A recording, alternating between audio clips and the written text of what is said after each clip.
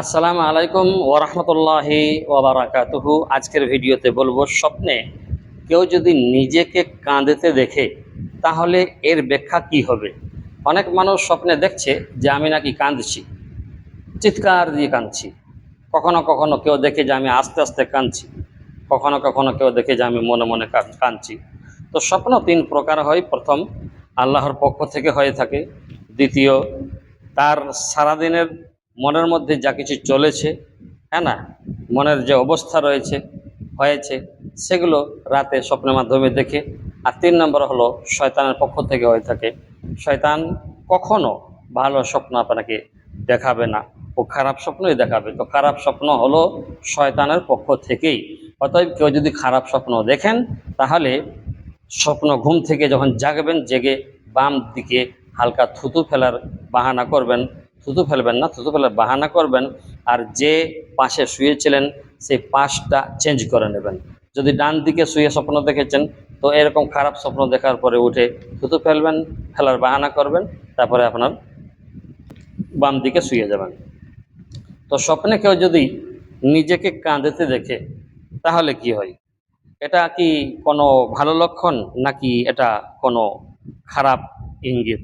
ইসলাম এ ব্যাপারে কি বলে? তো চলুন, ইসলাম এ ব্যাপারে কি বলে আমরা এর দুইটি ব্যাখ্যা আজকের ভিডিওতে নিয়ে এসেছি ইবনে সিরিন রাহিমাহুল্লাহর কিতাব থেকে, তাবির রুইয়া। তো আমরা এক নম্বরে বলবো, কেউ যদি নিঃশব্দে কাঁদে, হ্যাঁ না, অনেক মানুষ নিঃশব্দে কাঁদে, চুপচাপ কাঁদে, হ্যাঁ না। তো নিঃশব্দে কেউ যদি কাঁদে, মানে যে কান্দানার আওয়াজ হয় না, তো এরকমভাবে যে কেউ যদি কাঁদে তাহলে বলা হয়েছে দুশ্চিন্তা দূর হয়, স্বস্তি ও রহমতের ইঙ্গিত হতে পারে। স্বস্তি ও রহমতের ইঙ্গিত হতে পারে।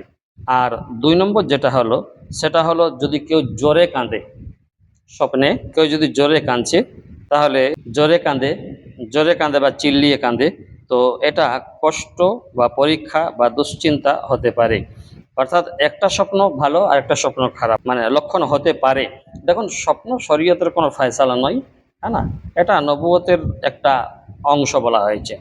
তো কেউ যদি জোরে কাঁদতে দেখে তাহলে এটা কষ্টর আপনার জেগে লক্ষণ হতে পারে, পরীক্ষার একটা লক্ষণ হতে পারে, বা দুশ্চিন্তার লক্ষণ হতে পারে, আর নাও হতে পারে। সব স্বপ্ন সত্যি হয় এটা শরীয়ত নয়।